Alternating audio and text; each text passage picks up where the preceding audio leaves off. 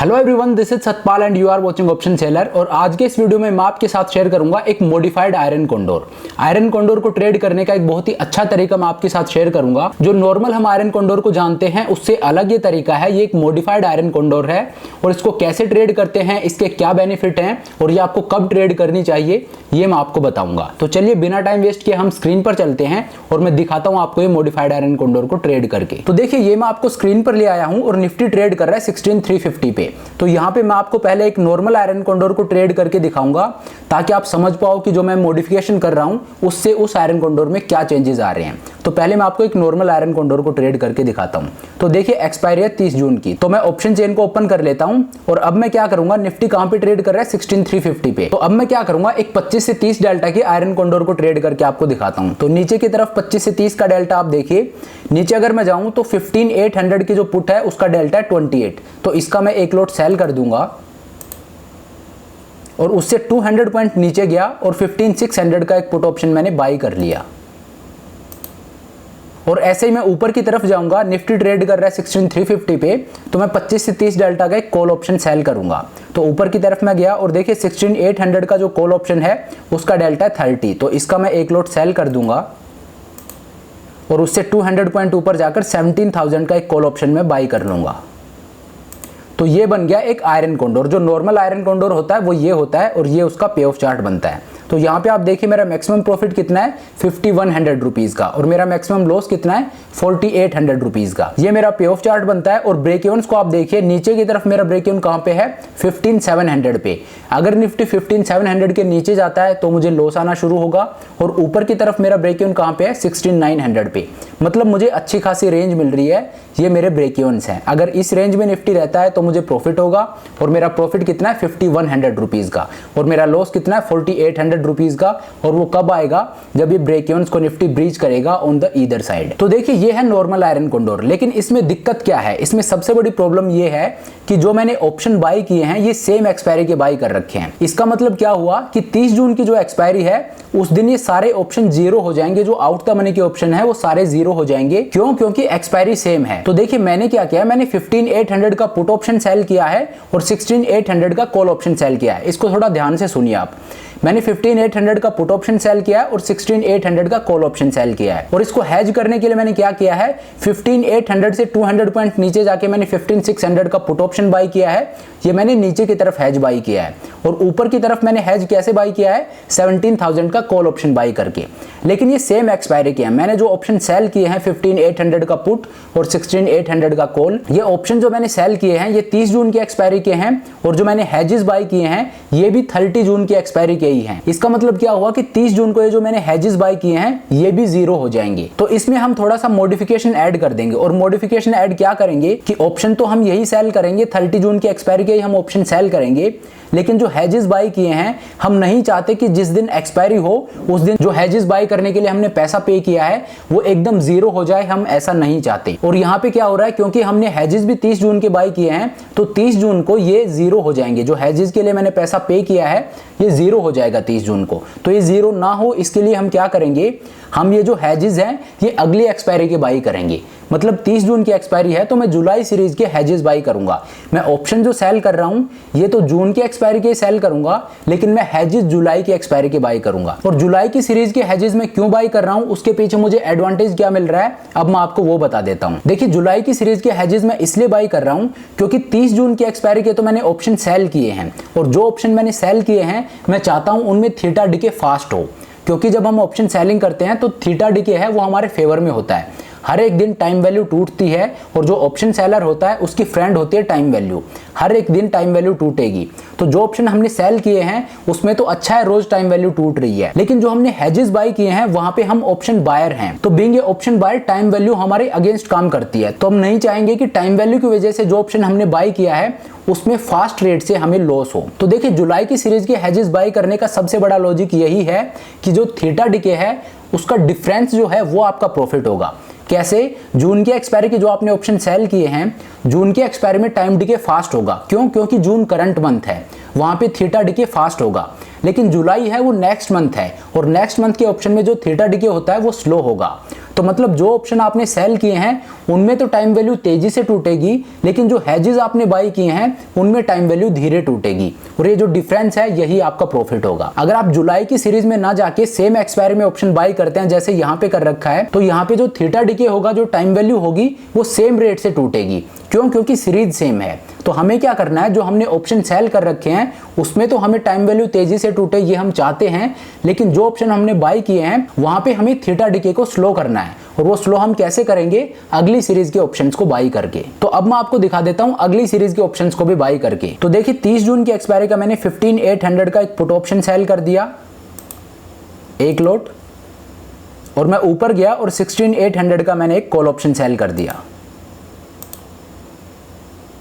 और अब मैं क्या करूंगा, मैंने नॉर्मली क्या किया था ये आप देखिए, मैंने जो हेजेस बाई किए थे वो भी 30 जून की एक्सपायरी के थे। मैंने 15,800 का पुट ऑप्शन सेल किया था, उससे 200 पॉइंट नीचे जाके 15,600 का पुट ऑप्शन बाई किया था, और 16,800 का कॉल ऑप्शन मैंने सेल किया था, और उससे 200 पॉइंट ऊपर जाकर 17,000 का एक कॉल ऑप्शन बाई किया था। तो यहाँ पे हम क्या करेंगे, हम 15,600 का पुट ऑप्शन भी बाई करेंगे और 17,000 का कॉल ऑप्शन भी बाई करेंगे, लेकिन 30 जून की एक्सपायरी का नहीं, जुलाई सीरीज का। तो वो मैं आपको दिखा देता हूं। तो मैं जुलाई सीरीज को ओपन कर लेता हूं, और यहां पे मैं क्या करूंगा, मैंने 15,800 का पुट ऑप्शन सेल किया है, तो मैं क्या करूंगा, मैं 15,600 का पुट ऑप्शन बाई कर लूंगा, एक लॉट। और ऐसे ही मैं ऊपर की तरफ जाऊंगा, मैंने 16,800 का कॉल ऑप्शन सेल किया है जून एक्सपायरी में, और जुलाई एक्सपायरी में मैं क्या करूंगा, हेज को बाई करूंगा, 16,800 से 200 पॉइंट ऊपर आकर 17,000 का एक कॉल ऑप्शन में बाई कर लूंगा। तो ये मैंने क्या किया, ये मैंने आयरन कॉन्डोर में थोड़ा सा मॉडिफिकेशन कर दिया है, और अब आप देखिए, अब इसका पे ऑफ चार्ट है वो ऐसा दिखता है। ये हो गया मॉडिफाइड आयरन कॉन्डोर, इसको डबल डायगोनल स्प्रेड भी बोलते हैं। नाम इसको आप कुछ भी दे सकते हो, इसको डबल डायगोनल स्प्रेड भी बोल सकते हो, इसको मॉडिफाइड आयरन कॉन्डोर भी बोल सकते हो, लेकिन यहाँ पे देखिए ये आपका पे ऑफ चार्ट बनता है। अब यहाँ पे आप देखिए, आपका मैक्सिमम प्रॉफिट है 9,000 रुपीज का, और आपका मैक्सिमम लॉस है 18,000 रुपीज का। तो आप बोलोगे कि मेरा रिस्क रिवॉर्ड तो बहुत पुअर है, 1:0.5 ही मेरा रिस्क रिवॉर्ड है। तो देखिए यहाँ पे जो आपको दिखा रहा है ये गलत दिखा रहा है। ऐसा क्यों? क्योंकि ऑप्स्ट्रा अज्यूम कर रहा है कि 30 जून की एक्सपायरी कोई सारे ऑप्शन 0 हो जाएंगे, लेकिन हमने जुलाई सीरीज के ऑप्शंस को बाई किया है, इस वजह से ये जो ऑप्शन है ये 30 जून को 0 नहीं होंगे, 30 जून को इनमें कुछ वैल्यू बचेगी। इस वजह से यहाँ पे जो आपको मैक्सिमम लॉस दिखा रहा है और मैक्सिमम प्रॉफिट दिखा रहा है, ये असल में ठीक नहीं है। होगा क्या, इस तरह का ट्रेड जहाँ पे करंट मंथ का ऑप्शन मैंने सेल किया है और हेजेस मैंने नेक्स्ट मंथ में बाई किए हैं, तो अब क्या हो जाएगा, यहाँ पे वोलेटिलिटी का रोल बहुत इंपॉर्टेंट हो जाता है। तो यहाँ पे जो 9,000 का प्रॉफिट दिख रहा है, अगर मार्केट में वोलेटिलिटी बढ़ती है तो ये मैक्सिमम प्रॉफिट आपका 9,000 से बढ़ने लगेगा, ये 10,000 भी हो जाएगा, ये 12,000 भी हो जाएगा, 15,000 भी हो जाएगा। मार्केट में वोलेटिलिटी कितनी तेजी से बढ़ रही है उस हिसाब से आपका मैक्सिमम प्रॉफिट है ये बढ़ता जाएगा, और आपका मैक्सिमम प्रॉफिट कम भी हो जाएगा अगर मार्केट में वोलेटिलिटी गिरती है। तो ये ट्रेड आपको कब इनिशिएट करना है, ये ट्रेड आपको लो वोलेटिलिटी में लेना है। जब मार्केट में वोलेटिलिटी कम होती है उस टाइम पे आपको ये ट्रेड लेना है, और जब मार्केट में वोलेटिलिटी अच्छी खासी होती है तब आपको नॉर्मल आयरन कॉन्डोर को ट्रेड करना है। तो इस वीडियो का ये टेक अवे है जो आपको लेना है कि आपको आयरन कॉन्डोर पे स्टिक नहीं रहना है कि मुझे हमेशा आयरन कॉन्डोर ही ट्रेड करना है। आयरन कॉन्डोर आप तब ट्रेड कीजिए जब मार्केट में वोलेटिलिटी अच्छी हो, लेकिन अगर मार्केट में वोलेटिलिटी कम हो तो उस टाइम पे आपको आयरन कॉन्डोर ट्रेड नहीं करना चाहिए, फिर आपको आयरन कॉन्डोर में लॉस होगा। उस टाइम पे आपको ये मॉडिफाइड आयरन कॉन्डोर को ट्रेड करना है, इस डबल डायगोनल स्प्रेड को ट्रेड करना है। और ऐसा मैं क्यों कह रहा हूं, ऐसा मैं इसलिए कह रहा हूं क्योंकि मार्केट में अगर वोलेटिलिटी कम है तो इस बात के चांसेस ज्यादा है कि वोलेटिलिटी वापस ऊपर आएगी। क्यों? क्योंकि वोलेटिलिटी होती है, उसका नेचर होता है मीन रिवर्टिंग। वोलेटिलिटी अगर अपने मीन से नीचे है तो इसका मतलब है कि वोलेटिलिटी ऊपर आएगी, और वोलेटिलिटी अपने मीन से ऊपर है तो इसका मतलब है वो एवरेज की तरफ नीचे आएगी। वोलेटिलिटी का नेचर मीन रिवर्टिंग होता है, तो जब वोलेटिलिटी कम होती है तो उस टाइम पे आपको इस तरह का ट्रेड करना चाहिए। आपको आयरन कॉन्डोर को ट्रेड नहीं करना है, आपको ये मॉडिफिकेशन ऐड कर देना आयरन कॉन्डोर में। और जब आप ये ट्रेड लोगे तो अब अगर मार्केट में वोलेटिलिटी बढ़ती है तो आपका प्रॉफिट भी बढ़ेगा। और मान लीजिए मार्केट में वोलेटिलिटी कम होती है और आप ये ट्रेड ना करके एक प्लेन आयरन कॉन्डोर को ट्रेड करते हो, तो प्लेन आयरन कॉन्डोर में जब वोलेटिलिटी बढ़ती है तो उस टाइम पे आपको लॉस होगा। क्यों? क्योंकि जो आयरन कॉन्डोर है वो शॉर्ट वे का स्ट्रेटेजी है, वहां पे अगर वोलेटिलिटी बढ़ती है तो आपको लॉस होगा, वोलेटिलिटी गिरती है तो आपको प्रॉफिट होगा। इसीलिए मैं बोल रहा हूं जब मार्केट में वोलेटिलिटी ज्यादा हो उस टाइम पे आप आयरन कॉन्डोर को ट्रेड कीजिए, जो प्लेन आयरन कॉन्डोर है उसको ट्रेड कीजिए, क्योंकि अगर वोलेटिलिटी फिर गिरती है तो आपको आयरन कॉन्डोर में प्रॉफिट होगा। लेकिन अगर वोलेटिलिटी कम है तो फिर आप इस तरह से ट्रेड कीजिए, क्योंकि वहां पे अगर वोलेटिलिटी बढ़ती है तो फिर आपको प्रॉफिट होगा। तो यहाँ पे जो आपको मैक्स प्रॉफिट और मैक्स लॉस दिख रहा है ये आपको नहीं देखना है, यहाँ पे गलत शो करता है। ये वॉलेटिलिटी के साथ बदलता रहता है और यहाँ पे जो मैक्सिमम लॉस दिखाया जा रहा है ये ऑप्स्ट्रा ये अज्यूम कर रहा है कि जो शुरू में एक्सपायरी है, जो 30 जून की एक्सपायरी है, उसी दिन जो हेजेस आपने बाय किए हैं वो भी जीरो हो जाएंगे, इसीलिए ये यहाँ पे 18,000 का लॉस दिखा रहा है। और इस ट्रेड को लेने के लिए आपको पैसा भी बहुत ज्यादा नहीं चाहिए।